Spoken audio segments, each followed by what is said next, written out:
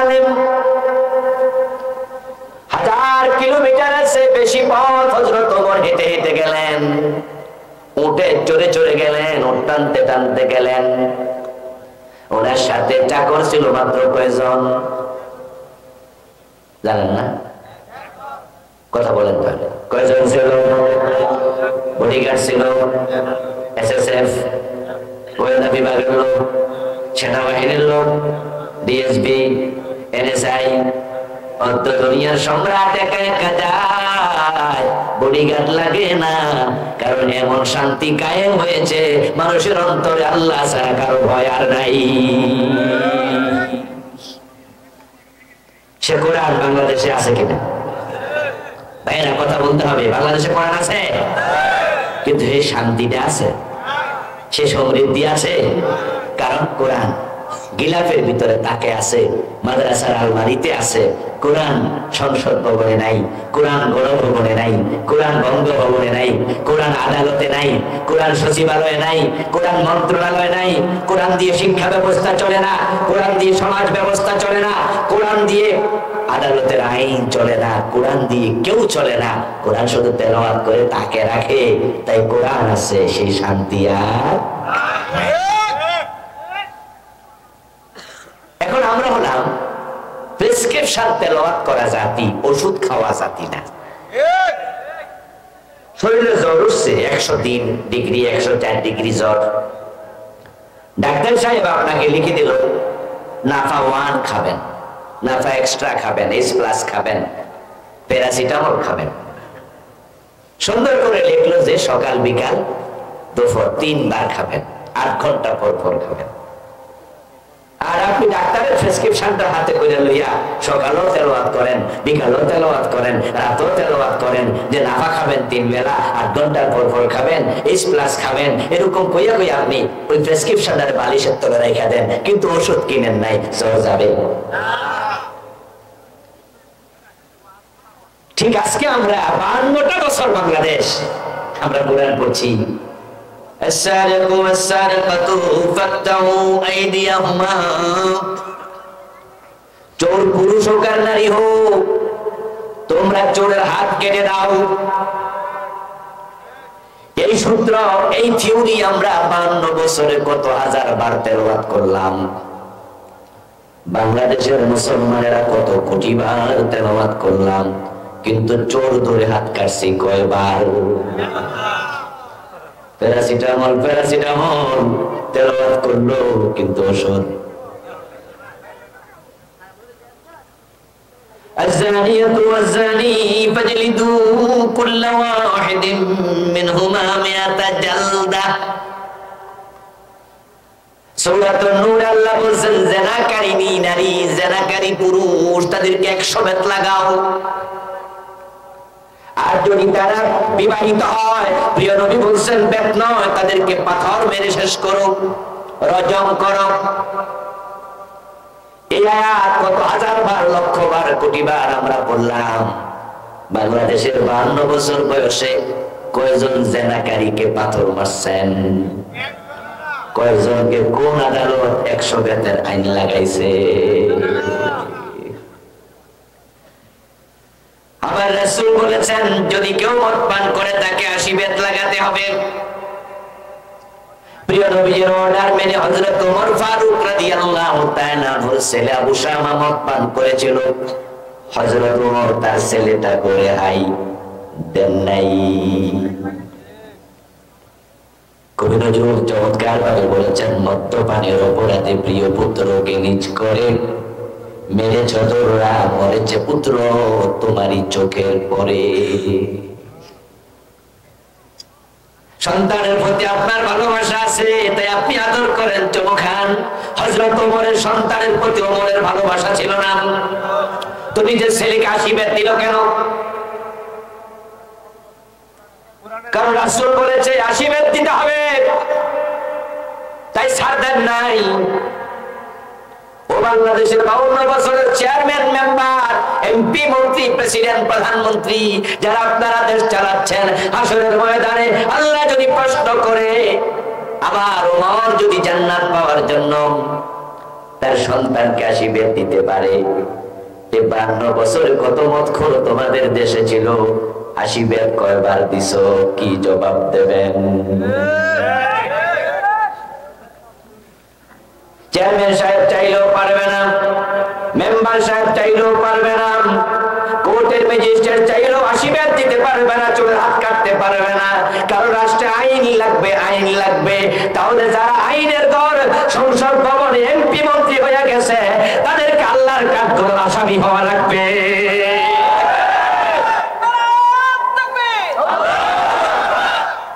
শুধু তারাই সেদিন জবাব দিতে পারবে যারা পক্ষে ছিল। ওই সংসদের ভিতরে যারা আল্লাহর আইনের পক্ষে ছিল, সেদিন তারা বলবে, প্রভু তুমি তো দিলের খবর জানো, তুমি দেখো আমার দিলে তোমার আইনের পক্ষে অবস্থান ছিল কিনা। কিন্তু আমরা তো ছিলাম 10 জন, 15 জন, 20 জন, 25 জন, আর তোমার আইনের বিপক্ষে ছিল 250 জন, 350 জন। তো সংসদের সদস্য আছে 300, আমরা 20 জন থাইকা লাভ কি? আমরা চাইলেও পারি নাই। আর আল্লাহ অন্তরের দিকে তাকাবেন, তাকায় বিচার করবেন। আফালা ইয়ালামু ইযা বুসিরা মা ফিল কুবুর ওয়া হুসিলা মা ফিস সুদুর। সামর্থ্য এবং কলবের অবস্থান আল্লাহ দুইটা একসাথে মিলাবেন। কলবে কি ছিল, সামর্থ্য ছিল কিনা, আল্লাহ দুটা মিলে যখন দেখবেন কলবে ছিল কিন্তু সে সামর্থ্যের কারণে পারে নাই, তাহলে আল্লাহ তাআলা তাদেরকে হয়তো মাফ করে দেবেন। কিন্তু যারা 52 বছর প্রধানমন্ত্রী প্রেসিডেন্ট হইয়া দেশ চালাইছে, তাদের তো সামর্থ্য ছিল, তারা আল্লাহর কোরআনের আইন বাংলাদেশে কায়েম করে নাই, ব্রিটিশ আইনে দেশ চালায়। হাসরের ময়দানে সবগুলাকে আসামি হওয়া লাগবে। সাবধান, সাবধান আমাদের দেশের নেতারা। আপনাদেরকে আমরা ভিডিওর মাধ্যমে, ইউটিউবের মাধ্যমে মেসেজ দিচ্ছি। কারণ প্রধানমন্ত্রী প্রেসিডেন্ট ওনারা তো আমাদের ওয়াজে আসবে না, ওয়াজ শুনবে না, ওদেরকে ওয়াজ শোনানো সহজ না। কিন্তু ভিডিওর কারণে ঘরে বসে তো ওয়াজ শোনা যায়, ঠিক না? হয়তো এই মেসেজটা যাবে আখিরাতে, আমরা আল্লাহর কাছে বলতে পারবো আমরা আলেমরা মেসেজ দিয়েছি, ভয় পাই নাই, ঠিক না? আমরা ভয় পাই নাই, আমরা মেসেজ দিয়েছি। এই কোরআন এসেছিল এমন একটি যুগে, যে যুগে সমাজের 100% মানুষ ছিল খারাপ, 199.99। এই যে আজকে মাহফিল আপনারা যারা আমার সামনে আছেন, আমার সাথে আছেন, সকাল থেকে পর্যন্ত পানি পান করেন নাই এমন কেউ কি আছে? হাত তোলা দেন তো দেখি। কথা কিন্তু বুঝে হাত তোলা দেবেন। আজকে সকাল থেকে এখন পর্যন্ত পানি পান করেন নাই কেউ কি আছেন নাকি? নাই। আরব দেশে যদি এরকম কোনো মজলিস থাকতো আর জিজ্ঞেস করা হতো যে আজকে সকাল থেকে পর্যন্ত কে কে মদ খান নাই, হাত তোলা দেন, আপনাদের মতো কেউ হাত তুলতো না। কারণ মদ ছিল পানির চেয়ে আসল আরো বেশি জরুরি তাদের কাছে। 3টা ডব্লিউ তাদের জীবনের বিচ্ছেদ অংশ ছিল। 3টা ডব্লিউ, ওয়াইন, ওমেন এন্ড ওয়ার্স। যৌথ মদ এবং নারী তাদের রক্তের সাথে মিশে গিয়েছিল। মদ ঘরে ঘরে, বাড়িতে বাড়িতে ছিল, সবাই মদখোর। এরকম কোন মজলিসে যদি প্রশ্ন করা হতো জীবনে জেনা করেন নাই কে কে, হাত তোলা দেন, হয়তো একজন হাত তুলতো না, কারণ সবাই ছিল জেনাকারী। ওই যে আমি 100% না বলে 99.99 বলেছি, সামান্য খালি রাখছি, কারণ লাখ লাখ মানুষের ভিড়ে 2-1 ভালো ছিল। যেমন হযরত আবু যর গিফারি, উনি কখনো মূর্তি পূজা করেন নাই। যেমন হযরত আবু বকর সিদ্দিক রাদিয়াল্লাহু তাআলা আনহু কখনো মদ পান করেন নাই। মা খাদিজাতুল কুবরা কখনো জিনা করেন নাই। এজন্য মক্কার মুশরিকরাও মা খাদিজার নাম দিয়েছিল খাদিজা তাহেরা। সুবহানাল্লাহ। কি নাম দিয়েছিল? ও আজকে সুবানিত নিয়েন, খাদিজা তাহেরা। কি নাম দিছে? খাদিজা তো মা বাবাই দিছে, আর আরবের লোকেরা দিছে শেষটা তাহেরা। তাহেরা মানে হলো পূত পবিত্র নারী। জেনা করতো না, মদ খেত না, শিরিক করতো না এমন মানুষ হাজারে 2-1 পাওয়া কঠিন। 100 পাইলে কয় 99%। যদি 5-6 জনের মাঝে একজন পায় তাহলে 99% তো পাওয়া যাবে না। আর 10-20 হাজারের মাঝে একজন পাইলে তো পার্সেন্টেজে আসে না। এই ছিল আরবের অবস্থা। আমার রাসূলের বয়স তখন 17। কত? 17। উনি যৌবন কালে আছেন, তাগড়া যুবক। ডানে বামে সামনে পিছে তাকায়া দেখেন আরবের সবগুলা মানুষ অন্ধকারে ডুবে আছে আপাদমস্তক। প্রিয় নবী তখন ভাবলেন যে না না, একটা সমাজকে এভাবে অন্ধকারে ডুবে থাকতে দেয়া যায় না, এটাকে আমি আলোর পথে আনবই। দাঁড়িয়ে গেলেন। 17 বছর বয়সে মুহাম্মদ ইবনে আব্দুল্লাহ, তখনও তিনি মুহাম্মাদুর রাসূলুল্লাহ হন নাই, সেটা হয়েছে 40 বছর বয়সে। ওই আব্দুল্লাহর বেটা মুহাম্মদ দাঁড়িয়ে গেলেন, সমবয়সী যুবকদেরকে ডাকলেন, একটা মিটিং করলেন, প্রস্তাবনা রাখলেন, ও মক্কার যুবকেরা, এই যে তোমরা দেখো রাজধানী ছিনতাই, মদ পান, খুন, ধর্ষণ, অপহরণ, এই মানুষগুলো কত অন্যায় করছে তোমরা দেখছো। আমরা চাই সমাজটাকে পরিবর্তন করতে, তোমরা আমার সাথে একটু যোগ দাও, আমরা একটা সংগঠন বানাই। যুবকেরা বলল ঠিক আছে আগান, আমরা রাজি। একটা সংগঠন বানাইলেন, নাম দিলেন হেল্পফুল ফুজুল। রাসূলুল্লাহর বয়স কত? মাশাআল্লাহ। আবার বলেন কত? হেল্পফুল ফুজুল সংগঠনের প্রিয় নবী হলেন প্রতিষ্ঠাতা, সভাপতি। এবার যুবকদেরকে সাথে নিয়ে এলাকার বিভিন্ন বাজারে যাইয়া, বিভিন্ন মানুষের বাড়ি যাইয়া সবাই মিলে বলতে থাকলেন, চুরি ছেড়ে দাও, ডাকাতি ছেড়ে দাও, মেয়েদেরকে জীবিত কবর দিও না, দর্শন করো না, খুন করো না। দাওয়াতি কাজ চালালেন, সমাজ পরিবর্তনের চেষ্টা করলেন, কিন্তু হলো না। চেষ্টা তো করলেন। রাসূলুল্লাহর চেষ্টা প্রমাণ করে আমরা যারা সমাজ পরিবর্তন চাই, ঘুমায়া থাকলে হবে না, আমাদেরও চেষ্টা করা দরকার আছে না নাই?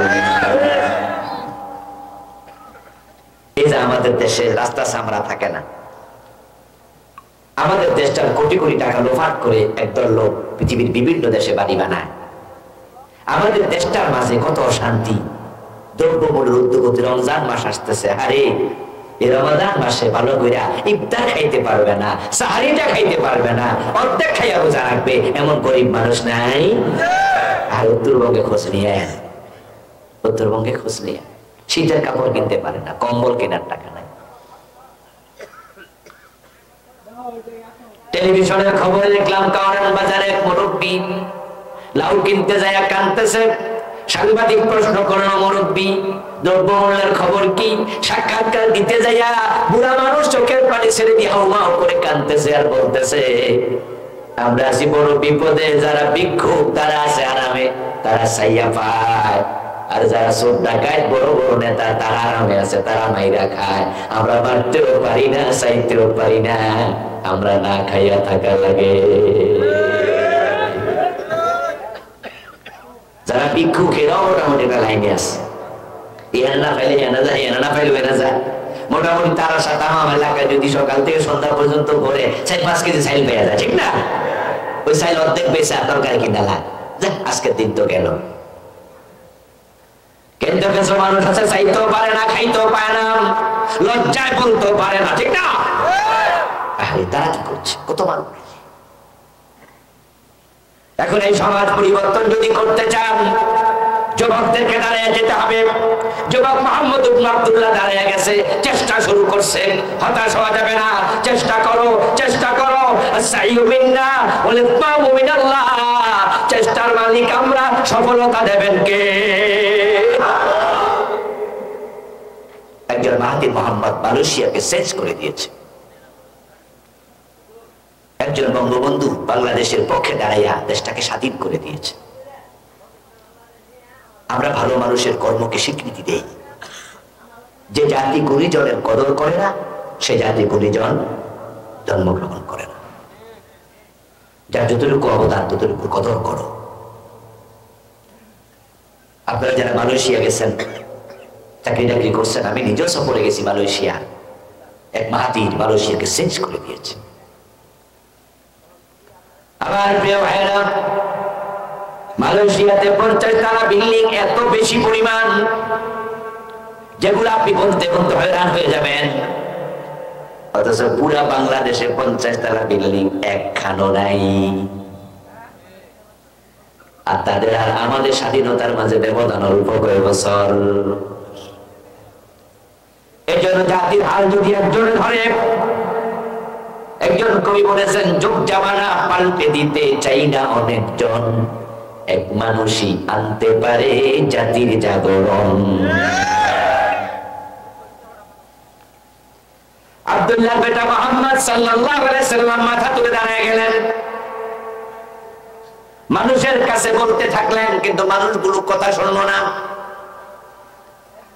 বলতে বলতে দাওয়াত দিতে দিতে প্রিয় নবীজির বয়স হয়ে গেল 40।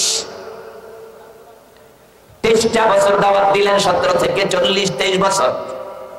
কি অঙ্কে ভুল হয় তো? কিন্তু পিছনে ফিরে তাকায় দেখেন সমাজের কোনো পরিবর্তন নাই, অন্ধকারে ডুবে আছে। কোন চোরি ছাড়ে নাই, কোন ডাকাতি ছাড়ে নাই। কি করা যায়, কি করা যায় ভাবনায় বসে গেলেন। আর ভাবার জন্য একটা নীরব জায়গা প্রয়োজন, তাই চলে গেলেন মক্কা থেকে 2-3 মাইল দূরে জাবাল নূর পাহাড়। ওই পাহাড়ের চূড়ায় একটা গুহা আছে, যে গুহার নাম গারে হেরা। কি নাম? গারে হেরা। অনেক উঁচু পাহাড়। এই যে আপনাদের হুজুর উঠছে ওই গুহার মাঝে। 2005 সনে আমি উঠছিলাম, 43 মিনিট লাগছে উঠতে। আমার প্রিয় ভাই, অনেক কষ্ট লাগে, অনেক উঁচু, সাহস না থাকলে উঠা যায় না। এই কয়দিন আগেও গেছিলাম, গত রমজান আমার 2 বাচ্চাকে নিয়ে গেছি।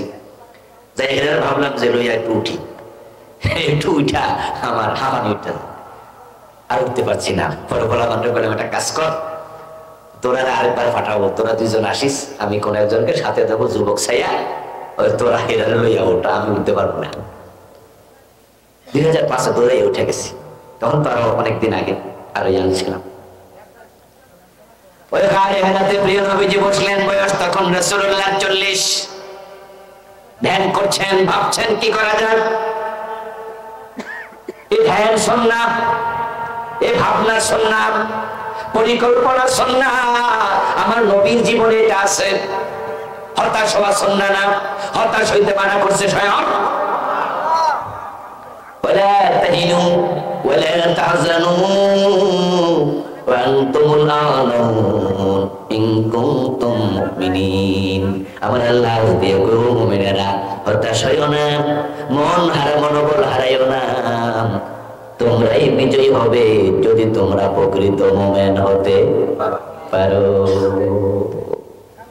আমার রাসূল ধ্যানে বসছেন, আর আমরা হতাশ হই, আমরা কাজ ছেড়ে দিই। আমার ভাইরা, আপনাদের এলাকায় যদি কোনো হাসপাতালে রোগী নেন, বাবুরা কথা বলো না, বাইরে কে কথা বলছে, ভাইয়েরা কথা বলবেন না। হাসপাতালে রোগী নিলেন ডাক্তারের কাছে, গায়ের জ্বর হলো 103 ডিগ্রি, ডাক্তার ওষুধ দিল। 1 সপ্তাহ পরে আবার গেলেন, ডাক্তার রোগ মেপে দেখে 104 ডিগ্রি। ডাক্তার জিজ্ঞাসা করলো, ভাইজানে 6 দিনে কি কমে নাই? অভিভাবক জবাব দেন না। ডাক্তার এবার নতুন ওষুধ দেন, সাথে কয়েকটা পরীক্ষা দেন, ব্লাড টেস্ট দেয়নি, প্রয়োজন ইউরিন টেস্ট, প্রয়োজন স্টুল টেস্ট, ম্যালেরিয়া হলো কিনা, ডেঙ্গু হলো কিনা, কিছু টেস্ট দেয়। ডাক্তার মনে মনে ভাবে, সেই ওষুধ দিছি, জ্বর তো কমার কথা, কেন কমলো না? নতুন ওষুধ দিলাম। 3 দিন 4 দিন পর আবার আইসেন, যাওয়ার পরে ডাক্তার মেপে দেখে জ্বর 105 ডিগ্রি। আপনাদের কাছে জানতে চাই, জ্বর কমলো না বাড়লো? ওই রোগী দেখে আর ডাক্তার চেম্বার টেম্বার স্ট্রাইকা ফলে চলে যায় না নতুন করে চিন্তা করে? আপনারা কেমন কথা বলতেন না? তো জবাব দেন না কেন? ডাক্তার ফলে যায়, না না, এই রোগী দেখতাম না, সব রোগী এরকম কয় না। ডাক্তার রিপোর্ট গুলো ভালো করে দেখে ওষুধ তো ঠিক আছে, কিন্তু কেন জ্বর যায় না, আবার ওষুধ লেখে, শেষ করে দিলাম। 2-3 দিন পর আবার রিপোর্ট হলো, আবার গেল, স্যার ডাক্তার জ্বর তো কমে না। এবার ডাক্তার প্রয়োজনে মেডিকেল বোর্ড বসায়, সিনিয়রদের সাথে কনসালটেন্সি করে, এই সিস্টেম আছে না? সবাই মিলা গোল হইয়া বসে ভাবে কারণটা কি, কি করা যায়। এখন আমাদের দেশের পরিবর্তন কেমনে হবে? আমরা যারা পরিবর্তন চাই, আমরা যারা কোরআনের পক্ষের মানুষ, আমরা একটু বিপদ দেখলে হতাশ হইয়া যাই, আমরা কই না না লাভ নাই, আর হইব না, এরকম চিন্তা আছে না? এখন ইসলামের পক্ষে আন্দোলনে করে না, যায় না, টাকা পয়সা দেয় না, মিছিল মিটিংও যায় না। এই ভাই কি হয়েছে, আপনারা ইসলামের পক্ষের লোক, হ্যাঁ তো আসেন, না লাভ নাই, লাভ নাই, অনেক চাইছি আরো কমতাছে। হুজুর এক সময় মন্ত্রী ছিল, এমপি ছিল, এখন আর হুজুররা নাই, বরং হুজুররা ফাঁসির রশিতে চলে, হুজুররা আরো নিচে নামে, তো লাভটা কি? অযথা ইসলামের পক্ষে থেকে মামলা খামনি, দৌড়ানি খামনি, আর দরকার নাই। আপনি যদি হাল ছেড়ে দেন তাহলে জাতির পরিবর্তন হবে না। আমার রাসূল হাল ছাড়ছে না, চিন্তা বাড়াইয়া দিছে, চিন্তা করার জন্য গাড়ি হেরায় চলে গেলেন। চিন্তার অনেক দাম, এই জন্য যারা চিন্তাবিদ, যারা মেকানিজম তৈরি করে, ওদের মূল্য বেশি, ওদের স্যালারি বেশি, বেতন বেশি, সম্মান বেশি।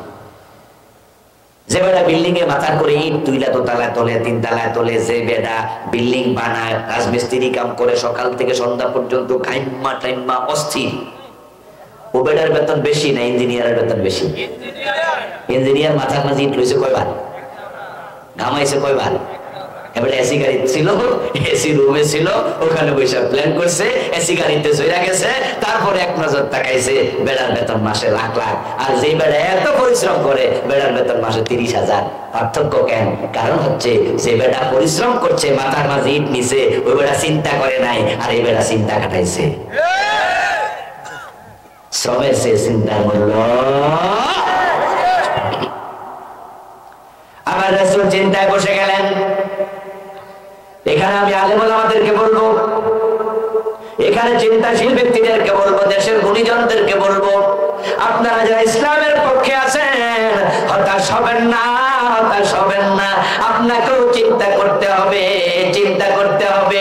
52টা বছরে তাবলীগের দাওয়াতি কাজ হলো, 52 বছরে পীর সাহেবদের মুরিদ বানানো হলো, এই 52 বছরে হাজার হাজার মাহফিল হলো, 52 বছরে শত শত মাদ্রাসা বানানো হলো, 52 বছরে দ্বীনের কাজ হলো, কিন্তু দ্বীন সমাজে কায়েম হয় না। তাহলে বুঝতে হবে, প্রেসক্রিপশন পাল্টাইতে হবে, ওষুধ পাল্টাইতে হবে, নতুন করে চিন্তা করে নতুন কর্মসূচি হাতে নেওয়া লাগবে।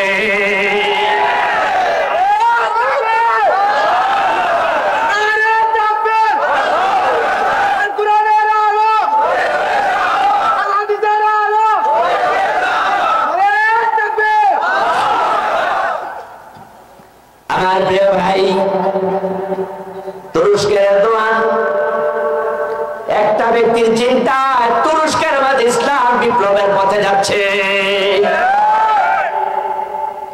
গিয়েছে বলিনি, যাচ্ছে বলেছি, কারণ যে জগদ্দল পাথর তুরস্কবাসীর মাথার উপরে ওই দুষ্ট কামাল পাশা চাপাইয়া দিয়ে গেছে, ওটাকে সরাইয়া ইসলামে বিপ্লব করা সহজ নয়। কামাল পাশা তুরস্কে ধর্ম নিরপেক্ষতা আমদানি করেছিল ফার্স্ট পৃষ্ঠে।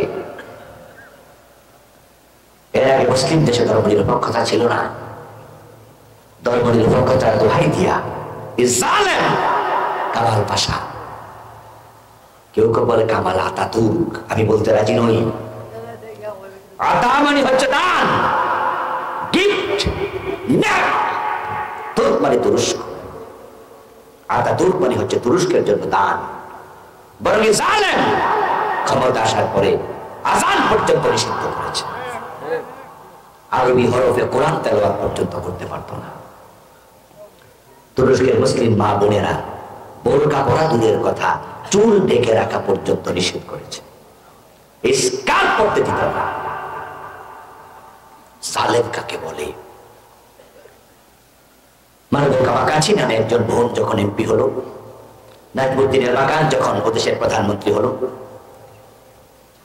এর কাছাকাছি সময়ে ওদের দল থেকেই শিক্ষিত বোন, পিএইচডি হোল্ডার, এমপি হওয়ার পরে তিনি বললেন যে না, সংসদ ভবনে আমি মাথার চুল খোলা রেখে ঢুকবো না।